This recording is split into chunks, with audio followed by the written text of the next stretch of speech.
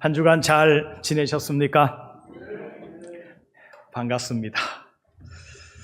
오늘은 교회 65주년을 맞이하는 창립 기념일입니다. 어느덧 신설동 교회가 이제 창립을 65주년을 맞이하게 되었습니다.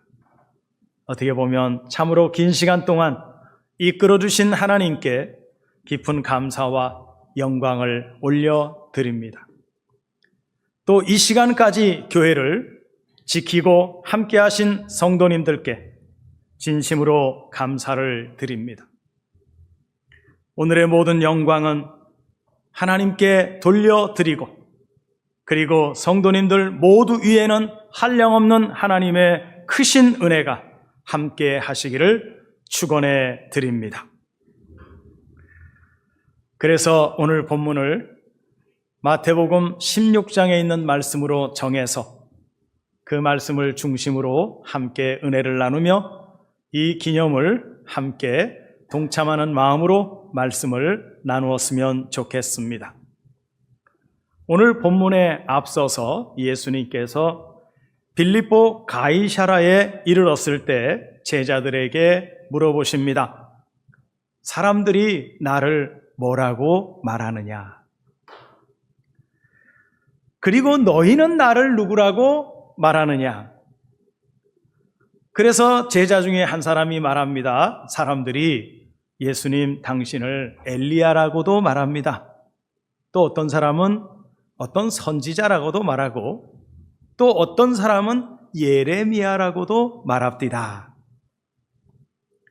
이 얘기는 예수님을 바라보는 관점에 따라서 그렇게 보인 거예요.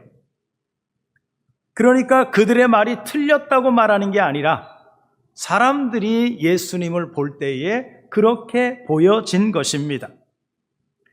그러나 사실은 예수님이 정말 궁금해하시는 것은 정작 나와 함께 한솥밥을 먹고 있는 여러분들, 제자들은 어떠냐 하는 것이 궁금하신 거예요.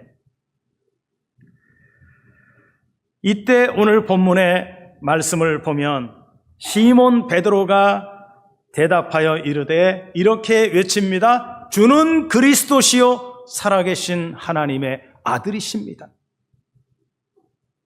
주는 그리스도시요 살아계신 하나님의 아들이시다고.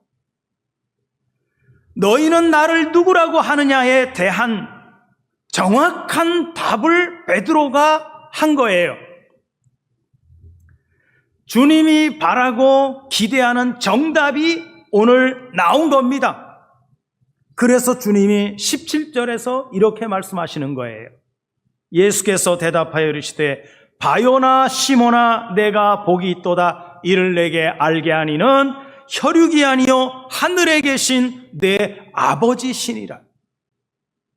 내게 알게 한 알게 한다라고 하는 단어는요,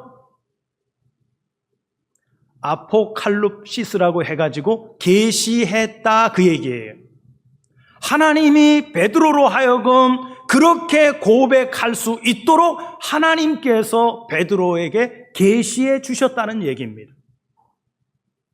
이는 혈육이 아니요 하늘에 계신 내 아버지가 계시해 주신 것이라고 말합니다. 예수님께서 그 정답을 말한 시몬 베드로를 향해서 주님이 뭐라고 말씀하시느냐? 이렇게 말해요. 바요나 시모나 이렇게 말해요. 바요나 시모나. 바요나라고 하는 그 단어 가운데 바라고 하는 단어는 아람어로 말하면 바르라고 말합니다. 그런데 이 바르라고 하는 말은 또 다른 표현으로 바나라고 말하는데 세운다 그런 뜻이에요. 뭔가를 세우는 상태를 말해요. 집을 세운다라고 말할 때도 이 바나라고 표현합니다. 그래서 한 가문을 일으켜 세우는 사람이 누구냐면 바로 바나에서 나온 벤이라고 하는 아들이 세운다는 거예요. 그리고 한 가문을 세우는 아들뿐만 아니라 그 벤이라고 하는 의미 속에는 어떤 의미가 되어 있느냐? 지정된 자라고 표현을 하고 있습니다. 아무나 세우는 게 아니라는 거예요. 가문을 세우는 사람은 지정이 되어 있습니다. 무엇으로 지정이 되었느냐? 장자라고 하는 장자권으로 지정이 되어 있어요. 그러니까 아무나 세우는 게 아니에요. 그리고 지정된 자들의 특징은 뭐냐면 그들이 가치가 있다는 겁니다. 충분히 그 집을 세울 만한 가치가 있고 용맹스러운 자들이라는 거예요.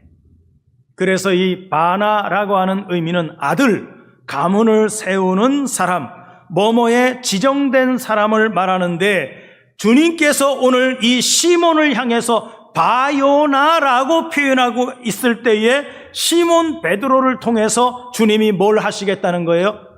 하나님의 가문을 이루겠다는 거예요. 그런 의미가 들어있어요. 그냥 부르시는 게 아니에요.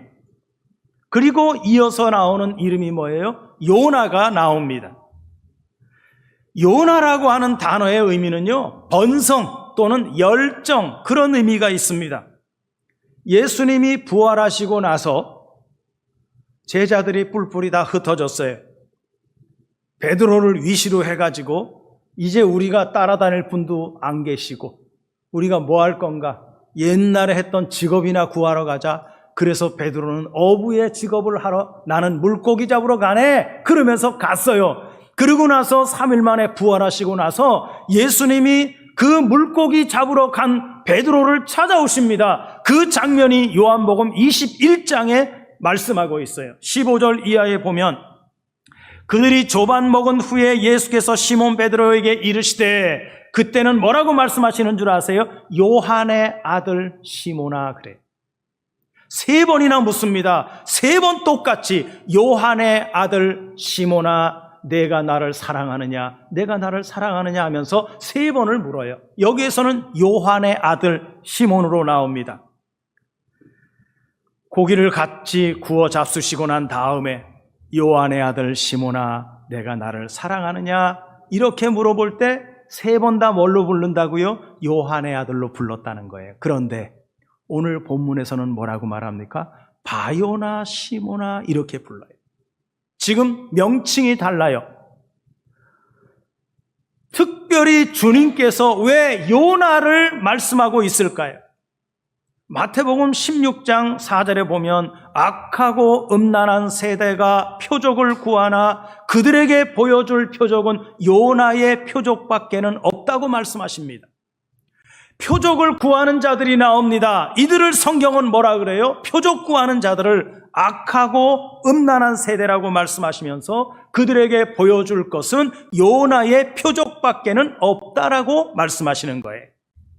그래서 이 요나의 아들이라고 하는 것은 요나의 표적을 세우기 위해서 지정된 사람이고 충분히 요나의 표적을 세울 수 있는 가치 있는 사람이라는 말씀입니다. 그게 누구예요? 오늘 바요나 시몬입니다. 우리가 알고 있는 베드로예요.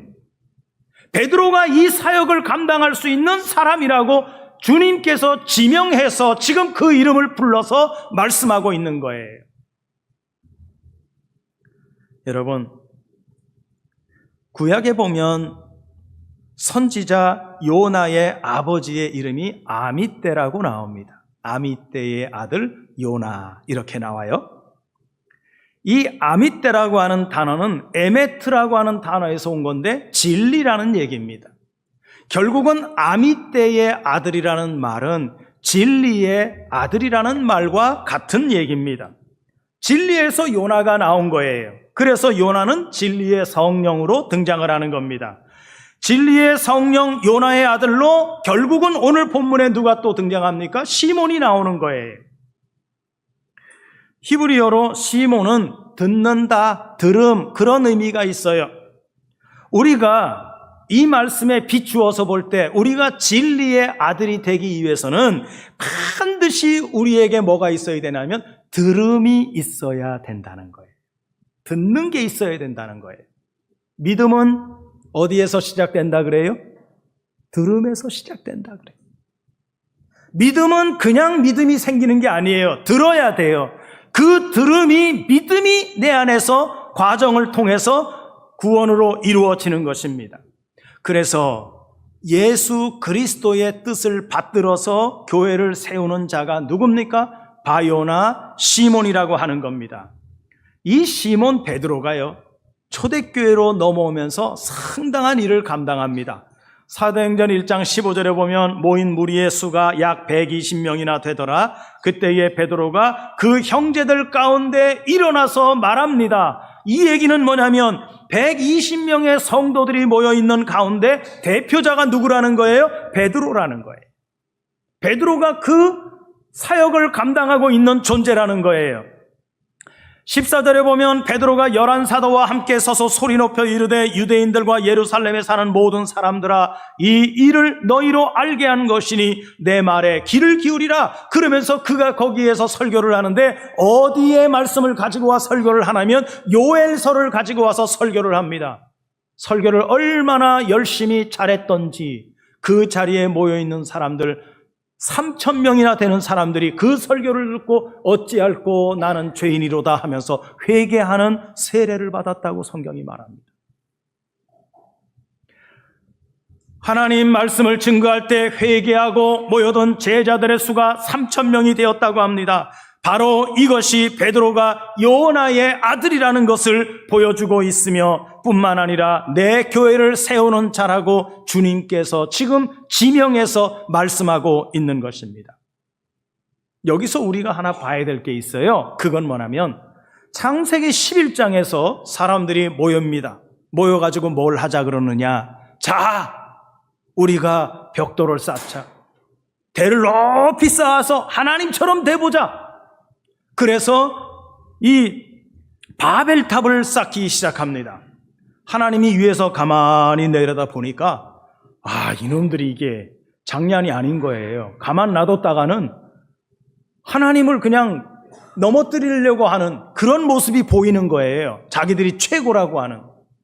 그래서 하나님이 어떻게 하십니까? 그들의 언어를 혼잡스럽게 만들어요. 말이 안 통하게 만들어요. 그래서 결국은 그들이 완성을 못합니다. 그리고 뿔뿔이 흩어집니다. 산산이 부서집니다. 그러나 초대교회 시대에는 베드로가 나와서 성령의 능력을 힘입어서 말씀을 선포하고 복음을 선포할 때 그들의 마음이 어떻게 됐어요? 하나가 되었다는 거예요. 하나님의 성령의 역사는 하나 되게 하는 역사를 이루어 가십니다. 성령의 역사는 연합의 역사를 이루어 가십니다. 그렇기 때문에 성령이 역사하시면 연합의 역사가 일어나는데 이때에는 거기에는 차별이 없어진다 그래요. 천국은 그런 곳이어야 됩니다. 차별이 있으면 안 됩니다. 이 땅에 많은 교회들이 있지만 그 교회 안에 들어가 보면 많은 차별이 있어요. 우리 신설동 교회만큼은 차별이 없는 교회가 되어야 할 줄로 믿습니다. 공평해야 돼요. 자유해야 돼요. 여기에서 누구는 뭐래, 누구는 뭐래, 이것 따지는 교회가 되면 안 돼요. 천국에 가서도 그런다면 여러분 그 천국도 가고 싶어요? 차별이 없어야 돼요. 천국은 그래야 돼요. 교회 내에서의 그 분위기도 그래야 돼요. 차별이 있으면 안 돼요. 물론 목사도 있고 장로도 있고 권사도 있고 집사도 있고 다 있습니다. 그거는 차별을 위해서 있는 게 아니에요. 교회 사역을 위해서 장로가 필요하고 권사가 필요하고 집사가 필요하고 성도가 필요한 거예요. 그것 때문에 차별이 되면 안 돼요. 그래서 성령이 역사하시면 차별이 없는 교회가 되는 것입니다. 그렇기 때문에 베드로라고 하는 사람은 어떤 표적을 일으키느냐? 요나의 표적을 일으키는 자라는 거예요. 이게 교회의 기초가 되었다는 것입니다. 다시 말하면 요나의 표적이 뭘까요? 요나가 하나님의 부름을 받아서 그 당시 니느웨로 가가지고서 복음을 증거하라 그럽니다. 그 사명을 받았어요. 그런데 그 당시에 니느웨와 이스라엘의 상황은요, 상당히 상극관계였어요. 관계가 좋지 않았어요. 그러니까 선지자들 가운데에도 니느웨로 보내지는 선지자는 괴로운 거예요. 가기 싫은 곳이에요. 꼴보기 싫은 민족이 사는 곳이니까, 이 하나님을 등지고 사는 이방 족속들이니까 거기에 가서 복음 전하기가 쉽지 않은 거예요. 그래서 요나도 니느웨로 가서 복음 전하고 와. 그랬더니 자기 속마음에 편하지 않은 거예요. 에이, 내가 거기 가서 복음을 전한들 나한테 남는 게 뭐야? 나 안 해. 나 못 해. 그리고서 어디로 가요? 다시스로 도망갑니다. 하나님이 안 보고 있어요? 다 보고 있어요. 다시스로 도망가는데 제비를 뽑았는데, 풍랑이 일어가지고 제비를 뽑았는데 요나가 딱 걸립니다. 그래서 요나가 어디로 들어가요? 큰 물고기 뱃속으로 쑥 들어가요. 그 뱃속이 성경은 뭐라 그럽니까? 음부라고 그래요. 죽음의 장소예요. 그래서 요나가 3일 동안 거기서 죽은 것처럼 3일을 지냅니다. 이거는요, 예수님이 3일 동안 무덤에 들어가신 것을 상징하는 표적인 거예요. 그래서 주님이 요나의 표적밖에 보여줄 게 없다고 말씀하시는 거예요. 3일 만에 다시 나왔어요. 하나님의 은혜 가운데 이 물고기가 토해가지고 요나가 육지로 툭 떨어졌어요. 그랬더니 죽을 고비를 넘긴 요나가요, 이제 하나님 말씀을 안 들을 수가 없는 거예요. 내가 죽었다가 다시 살아났네? 이게 요나의 표적입니다. 여러분, 요나의 표적이 우리에게 주는 내용이 뭐냐면 죽고 다시 산다는 것을 우리에게 보여주는 거예요. 그래서 내 교회를 세운다고 할 때 주님의 교회는 어떤 교회인가? 바로 요나의 표적, 죽고 사는 문제가 해결된 사람들이 모여있는 교회가 어디라고요? 신설동 교회라고요. 죽고 사는 문제가 해결된 교회가 되어야 돼요. 여러분, 우리는 이미 예수 그리스도의 십자가를 통해서 죽고 사는 문제가 해결된 하나님의 자녀들인 줄로 믿습니다. 우린 죽고 사는 문제는 떠난 사람들이에요. 주님이 십자가 달릴 때 우리의 속성인 죄의 속성을 다 같이 짊어지고 거기에 십자가에 못 박아가지고 당신만 못 박힌 것이 아니라 오늘날 이 시대를 살아가면서 예수 그리스도를 주로 시인하고 믿는 모든 사람들의 죄를 주님이 다 십자가에 못 박아서 어떻게 한 거예요? 정리하셨다는 거예요. 그래서 우리에게 음부의 권세가 우리에게 권세를 부리지 못한다는 거예요. 여기에 포함되지 않으면 우리는 둘째 사망이라고 하는 것에 또 가게 되어 있습니다. 그래서 오늘 본문 마지막에 음부의 권세가 이기지 못할 것이라고 말합니다. 음부의 권세가 이기지 못하는 것은 주님이 이미 하나님의 능력으로 사망 권세를 이기셨기 때문에 절대로 음부의 권세가 우리를 넘겨볼 수 없다는 말씀입니다. 믿으십니까? 이게 믿음이 돼야 돼요. 그래야 우리가 자유롭게 신앙생활할 수 있어요. 그래서 시몬이라고 하는 뜻은 들음인데 무엇을 듣는 거예요? 하나님의 복음을 듣는 자라는 것입니다. 교회는 복음이 들려지는 곳이어야 되고 복음을 듣는 사람들의 모임이어야 교회예요. 건물만 덩그렇게 있다 그래서 교회가 아니에요. 교회 간판만 붙어 있다 그래서 교회가 아니에요. 교회는 그 속에 하나님의 복음이 분명히 선포돼야 되고 그 복음을 듣는 사람들이 있어야 교회인 거예요. 크고 작음의 문제가 아니에요. 이것은 하나의 조직체가 아닙니다. 하나의 기관으로 끝나는 게 아니에요. 거기에는 반드시 뭐가 있어야 돼요? 복음이 있어야 돼요. 그래서 사도 바울은 로마서 1장 1절부터 이렇게 말합니다. 예수 그리스도의 종 바울은 사도로 부르심을 받아 하나님의 복음을 위하여 택정함을 입었다고 말합니다. 바울의 이 뜻에는요, 한 가지밖에 없어요. 내가 사도가 된 것은 하나님의 복음을 전하기 위해서 하나님이 나를 세워주셨다. 이게 누구의 신앙이 돼야 돼요? 우리의 신앙이 돼야 돼요. 하나님이 나를 오늘날 이 자리에 와서 예배하고 신설동 교회 소속이 된 교우가 되게 한 것은 나로 하여금 복음을 증거하라고 나를 불러주셨다는 거예요. 그래서 하나님께서 나를 세워준 것은 복음 때문이라고 말하고 하나님께서 당신의 복음을 위하여 자신을 사도로 택하셨다는 것입니다. 그러면서 2절에 이렇게 말해요. 이 복음은 뭐냐? 하나님이 선지자들을 통해서 그의 아들에 관하여 성경에 미리 약속하신 게 복음이다라고 말하고 있어요. 여러분, 복음 안에는요, 반드시 하나님의 아들 예수 그리스도가 들어 있어야 복음인 줄로 믿습니다. 교회 한번 나와봐. 교회 한번 나와봐.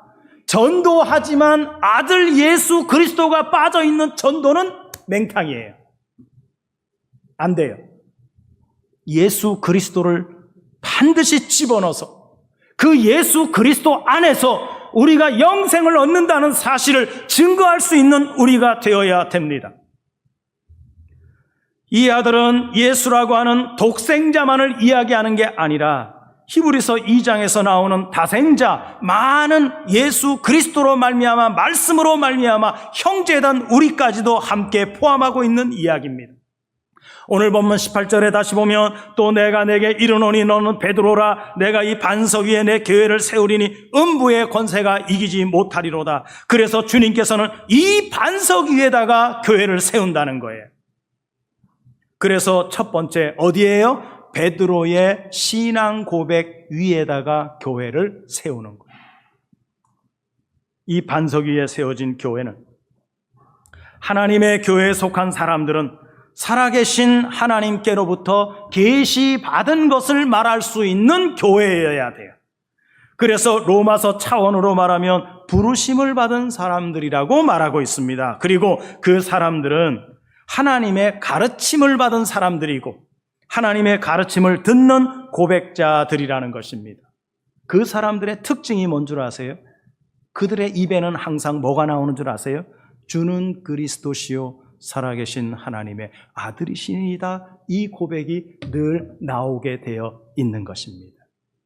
왜냐하면 그렇게 고백할 수 있는 사람들 모두가 다 하나님의 계시를 받은 사람들이기 때문에 베드로에게 계시하던 하나님께서 오늘날 이 시대에 사는 우리에게 하나님이 우리를 불러서 우리에게도 똑같이 하나님의 그런 계시를 주셔서 우리를 부르셨다는 거예요. 여러분들 그냥 왔다고 생각하지 마세요. 누구를 통해서 내가 교회를 왔지만 중요한 것은 그 속에 누가 계신 거예요? 하나님이 오늘날 나를 그 사람을 통해서 나를 교회로 오게 해서 나로 하여금 하나님의 자녀가 되는 은혜와 복을 주셨다는 사실을 잊으시면 안 됩니다. 그래서 하나님의 부르심을 입은 사람들은 반드시 이 고백을 하는 거예요.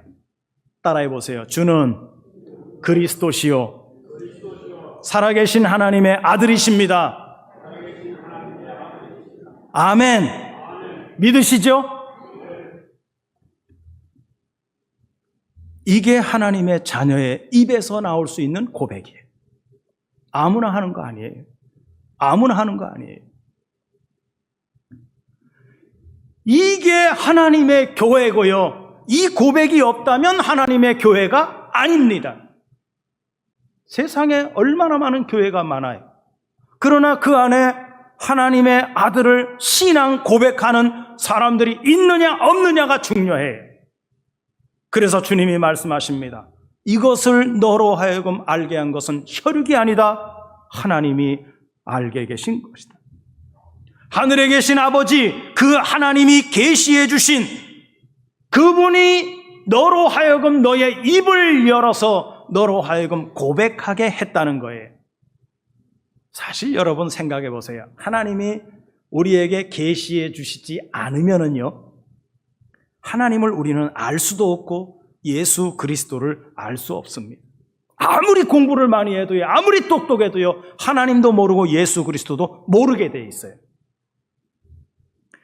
왜냐하면 혈육에 속한 사람은요, 하나님을 알 수도 없고 하나님 나라를 유업으로 받을 수도 없어요.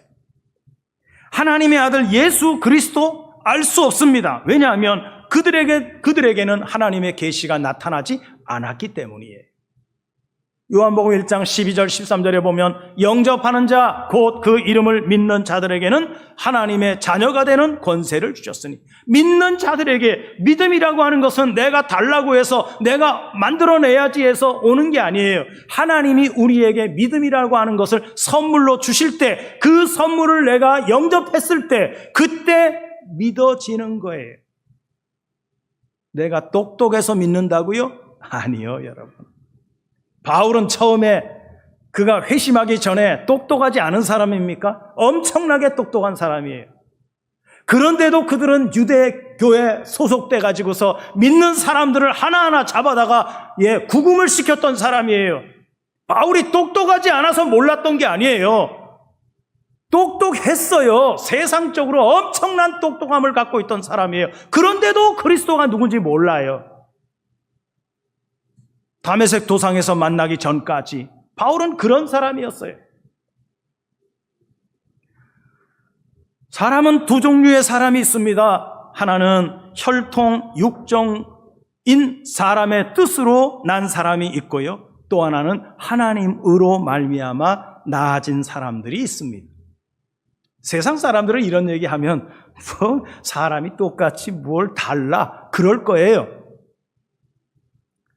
혈육을 통해서 난 사람들은요, 사람의 자녀이지 하나님의 자녀가 아니에요. 그들은 철저하게 사람의 교훈을 듣고 사람의 교훈을 받는 사람들입니다. 그래서 그들은요, 사람의 뜻에 따라서 살 수밖에 없어요. 성경 갈라디아서 1장 10절 12절에 보면 이제 내가 사람들에게 좋게 하랴 하나님께 좋게 하랴 사람들에게 기쁨을 구하랴 내가 지금까지 사람들의 기쁨을 구하였다면 그리스도의 종이 아니다. 바울은 이렇게 선포하고 있습니다. 그러면 바울은 누구의 종이라는 거예요? 자기는 그리스도의 종이 되었다는 거예요. 그래서 나는 사람 눈치 안 본다는 거예요. 사람 때문에 마음이 흔들리지 않는다는 거예요. 11절에 형제들아 내가 너희에게 알게 하노니 내가 전한 복음은 사람의 뜻을 따라 된 것이 아니니라. 이는 내가 사람에게서 받은 것도 아니고 배운 것도 아니고 오직 예수 그리스도의 계시로 말미암은 것이다. 바울이 전한 복음은 다 그런 차원에서 우리에게 증거된 말씀이 된 줄로 믿습니다. 하나님이 바울을 통해서 계시해 준 것. 바울은 엄청난 계시를 받았죠. 고린도후서 12장에 가보면 그런 말씀 나오죠. 내가 3층전까지 갔다 왔다. 그러나 내가 이 말을 할 수가 없다. 해봤자 뭔 얘기인지도 모르고 이해도 못하고 오히려 나를 미쳤다고 얘기할 거니까 내가 그 얘기를 못합니다. 그래서 12년이 지난 다음에 와서 살짝 얘기하는 거예요. 다 얘기하지도 못해요. 이해를 못하니까요. 하나님이 보여주신 계시가 엄청나긴 한데 그런데 그거를 알릴 방법이 없는 거예요. 사람들이 이해를 못하니까요. 그 답답함이 바울에게 있었던 겁니다. 무엇이 그렇다는 거예요? 내가 여러분들에게 전한 복음과 그래서 나는 사람에게 기쁨을 구하지도 않고 사람들에게 기쁨을 주지도 않는다는 거예요. 이런 각오가 있는 교회가 온전하게 반석 위에 세운 교회가 되는 줄로 믿습니다. 이런 자세로 우리가 살아가야 돼요. 사람 눈치 보지 말고요. 하나님 눈치 보면서 사십시오. 하나님의 관리받으면서 사십시오. 하나님께서 여러분들이 어디로 가든지 하나님은 불꽃 같은 눈으로 여러분들을 눈동자같이 지키실 겁니다. 65주년을 맞이한 신설동 교회는 또 우리 성도님들은 그리스도의 종으로서 자부심과 섬김으로 더욱 강건해지는 반석 위에 세워진 우리 신설동 교회가 되어지시기를 또 성도님들이 되어지시기를 주님의 이름으로 축복해 드리겠습니다. 기도합니다.